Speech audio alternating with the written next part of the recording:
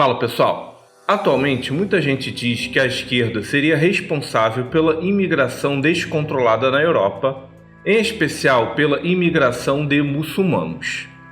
Várias pessoas ou ficam indignadas com isso ou não entendem muito bem, na medida em que as esquerdas defendem valores que são bem opostos a tudo o que muitos desses imigrantes acreditam.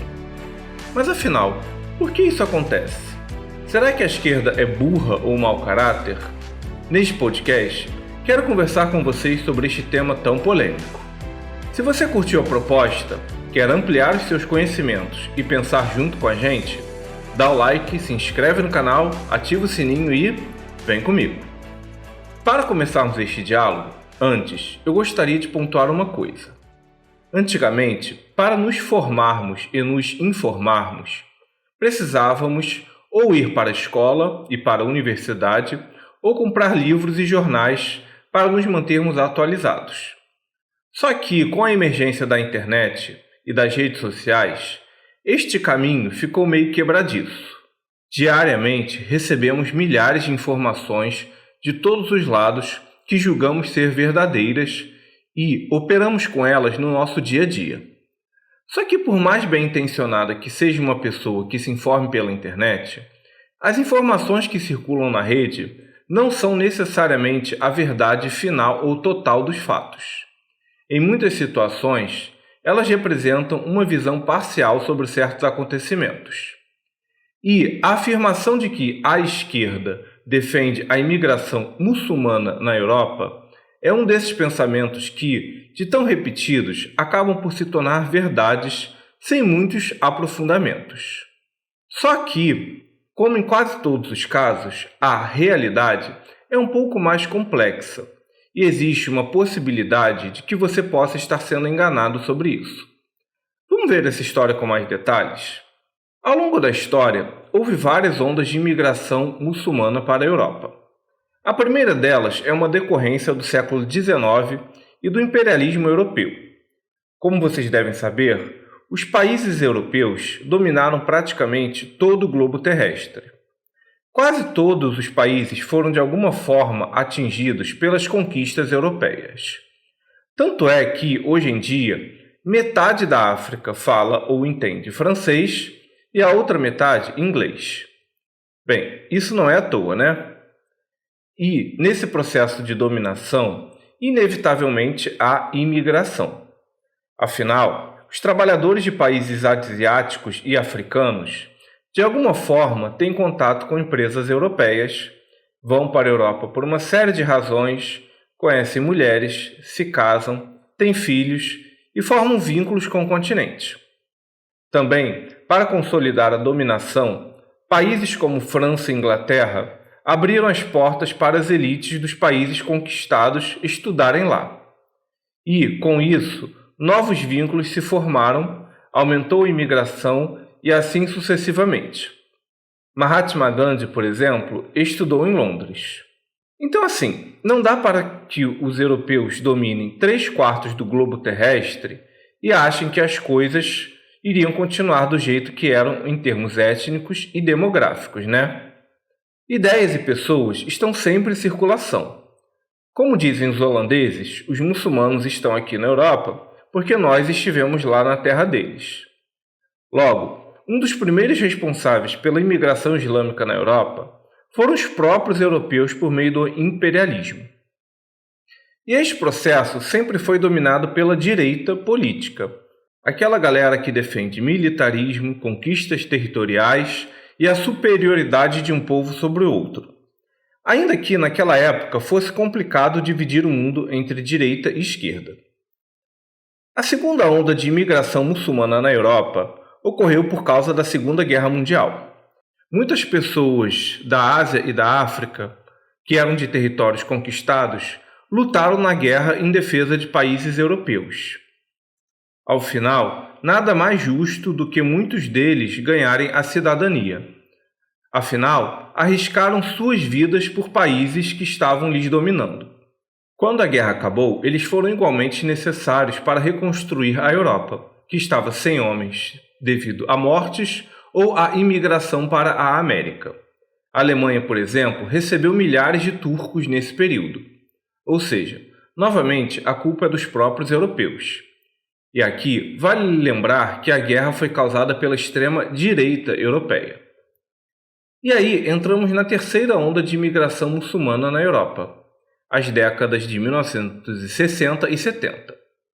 Você já deve ter ouvido na escola sobre os movimentos operários na França e na Inglaterra, que faziam greves e tocavam terror, certo? Onde foi parar essa galera? Há artigos acadêmicos franceses que mostram que o operário europeu era altamente organizado e ganhava muito bem. Então, os empresários, para ganharem mais e se tornarem mais competitivos perante os mercados asiáticos que estavam surgindo, tinham que diminuir o salário do trabalhador e quebrar as resistências sindicais. E como fazer isso? Você já deve imaginar. Tanto governos quanto empresários europeus fizeram movimentos de importar mão de obra barata de trabalhadores do terceiro mundo. A França, em especial, se abriu para suas ex-colônias como a Argélia. Para este trabalhador, mesmo ganhando baixos salários na Europa, ele ainda ganhava mais do que em seu país de origem. No final, ganhavam as empresas, os empresários, os trabalhadores do terceiro mundo. E quem saiu ferrado dessa história foi a classe operária europeia, digamos assim, nativa. Só que nesse meio tempo, muitas empresas começaram a emigrar para a Ásia e, no final das contas, a Europa ficou sem indústrias, sem sua classe média operária e cheia de imigrantes. Este processo, novamente, tem como culpado a direita liberal e os empresários. Nada a ver com a esquerda, esse espantalho. Esse papinho de livre imigração, vamos salvar os mais pobres, seres humanos têm pernas e não raízes, tudo isso é bonitinho, mas no jogo internacional nada é feito para o bem. O que os empresários ganham com isso é mão de obra barata, pois o trabalhador de países muçulmanos pobres aceitam salários muito menores do que os europeus. E aí entramos na quarta onda de imigração muçulmana na Europa, as décadas de 90 em diante. Conforme a população europeia nativa estudava e ingressava no ensino superior, muitos não quiseram mais fazer trabalhos considerados inferiores, como atendentes de loja, limpar ruas, entre outros. Ora, então quem vai fazer? Bem, trabalhadores do terceiro mundo. Então, houve uma abertura relativa para a imigração. Este processo não tem exatamente um culpado. São dinâmicas demográficas e econômicas que simplesmente acontecem. Qual é a solução? Fazer os trabalhadores brancos europeus pararem de estudar para limpar rua? Não sei. E por fim, entramos na quinta onda de imigração muçulmana na Europa, e que se refere ao mundo atual: os refugiados de guerras e conflitos na África e na Ásia. Bem, é verdade que os países dessas pessoas têm grandes responsabilidades na sua incapacidade de dar qualidade de vida aos seus próprios cidadãos. Há muitos LGBTs desses países que sofrem perseguição violenta e encontram na Europa um porto seguro. Só que, por outro lado, muitos desses conflitos têm origem no papel que os europeus tiveram na África e na Ásia, em especial no Oriente Médio. A França, por exemplo, sempre procurou manter suas ex-colônias na África sob uma condição de dependência financeira. Isso gera pobreza que, inevitavelmente, gera refugiados. Mas também há outros elementos que independem do que os europeus fazem. Os refugiados sírios, por exemplo, são o resultado de uma guerra indireta entre russos e americanos. O que os europeus podem fazer? Muitos dirão: tem que matar essa gente que tenta entrar no continente. Olha, além dessa ser uma ideia desumana e fascista, quem vai matar essas pessoas? Você? Ou você vai terceirizar esses crimes para as mãos de outros indivíduos? Você mataria mulheres com seus filhos pequenos no colo? Você deixaria um barco cheio de seres humanos sofrendo afundar? Você aí sentado no seu ar-condicionado e no sofá confortável pode até dizer que sim, mas na prática a coisa é bem complicada. Além disso, os países europeus são entidades jurídicas com direitos, deveres e responsabilidades que podem ser cobradas em tribunais internacionais. Igualmente, existe um outro lado nessa história. Hoje são africanos e povos do Oriente Médio precisando de ajuda. Mas ninguém sabe o dia de amanhã. Um dia já foram os europeus que foram para o resto do mundo fugindo das 2 guerras mundiais. Se algum dia você for afetado por guerras e ditaduras, gostaria que te fuzilassem na fronteira? Naturalmente, tudo o que falei aqui foi de forma bem resumida, tá? Há muitas nuances nessas histórias e que tive que deixar de fora. Afinal, isso é um podcast e não uma aula acadêmica profunda. Mas se você tiver interesse sobre este assunto, sugiro que consultem livros e não em notícias espalhadas na internet. O tema é bem complexo. Seja como for, o que eu quero deixar com vocês é que a ideia de que a esquerda é responsável pela imigração muçulmana na Europa é historicamente incompleta. Toda pessoa que tenta explicar o mundo em termos de a direita isso ou a esquerda aquilo, existe uma alta probabilidade dela estar errada. Os fenômenos sociais são uma teia onde múltiplos atores se interconectam e as relações de causa e efeito muitas vezes não são nítidas. Muito da imigração muçulmana na Europa é o efeito de políticas da direita que agora se faz de cínica, lavando as mãos e achando que nada tem a ver com isso, e ainda por cima acusando a esquerda. Enquanto os muçulmanos eram úteis para lavar suas ruas por baixos salários, aí ok. Enquanto os países africanos eram fontes de commodities baratas e nada faziam, estava tudo bem. Mas agora esses imigrantes e refugiados não prestam mais para algumas pessoas. Olha, o mundo é bem complexo, tá? E aqui não estou dizendo que os europeus são totalmente culpados, pois os países de origem dessas pessoas também têm responsabilidades. Só estou falando que é complicado colocar o peso de uma culpa histórica em um único elemento. Mas aí vocês devem estar se perguntando, mas então onde entra a esquerda nisso tudo? Então, a esquerda entra no final deste processo.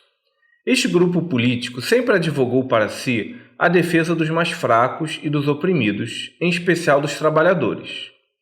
E os imigrantes dos países europeus sempre foram muito mal vistos devido ao racismo, xenofobia, falta de integração, etc. Então, a esquerda percebeu que havia aí um filão eleitoral. A defesa dessas populações era votos e, portanto, acesso ao poder. Isso aconteceu não só na Europa, como também nos Estados Unidos, com os democratas. Só que a esquerda parece estar se dando mal nesse processo e parece que ela ainda não tomou consciência disso. Ou tomou, mas finge ignorar. Isso porque muitos desses refugiados e imigrantes, embora nem todos, defendem valores que são diametralmente opostos às pautas tradicionais das esquerdas, como o direito das mulheres, dos LGBTs, da democracia, entre outras coisas. E aí fica um sentimento de constrangimento e de não saber o que fazer. Ou até uma questão de dissociação cognitiva, como no caso do gay esquerdista, que defende países onde ele seria assassinado. Tudo isso em nome de uma ingênua luta contra o imperialismo e a favor do decolonialismo. Pesquisas apontam, por exemplo, que nos Estados Unidos, muitos imigrantes de países latinos apoiam veementemente os republicanos.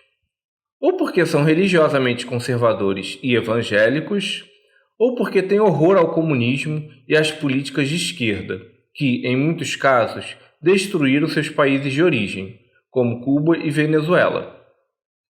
Ou seja, a esquerda está igual barata tonta. Caiu numa armadilha e sequer sabe o que fazer com ela, estando em contradições sistemáticas que ela finge não ver. Neste processo, a esquerda é muito mais vítima da direita do que responsável pela imigração de fanáticos religiosos na Europa e nos Estados Unidos. E do ponto de vista histórico, não é a primeira vez que ela cai nesta armadilha.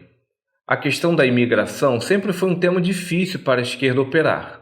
Se por um lado a classe trabalhadora de países pobres deveria ser defendida, por outro lado, a esquerda sabe que a imigração excessiva quebra a classe operária de seus próprios países, jogando os salários para baixo e aumentando o custo de vida nas cidades, pois é mais demanda por moradias e alimentos. Neste caso, o que fazer? Não há respostas rápidas, fáceis ou simples. Atualmente, no Japão, por exemplo, a esquerda é contra a imigração de qualquer país, pois decidiu defender a classe operária japonesa. Do ponto de vista teórico, essa é uma tensão que sempre existiu nesse grupo político, a briga entre nacionalismo e o internacionalismo da classe trabalhadora. A imigração melhora em muitos aspectos a vida de um país, mas também atinge de diversas formas a classe trabalhadora nacional menos estudada. O resultado dessa incapacidade das esquerdas de responderem a esses desafios é que o nacionalismo de extrema-direita acaba ganhando força. Sempre tem aquele líder extremista que diz: "Fora estrangeiros, viva os trabalhadores nacionais", e ganha muito apoio de massas expressivas da população. Esse apoio acontece não é porque as pessoas são burras ou fascistas. É porque ninguém parece mesmo saber o que fazer com a complexidade econômica e demográfica de um mundo cada vez mais globalizado e interconectado. Por fim, vocês podem estar se perguntando: mas e os imigrantes muçulmanos? Eles são do bem ou do mal? Devemos expulsá-los todos de volta? Eles podem transformar a Europa numa teocracia e influenciar o Brasil? Bem, vamos responder todas essas perguntas na segunda parte deste programa, que será postada na quinta-feira.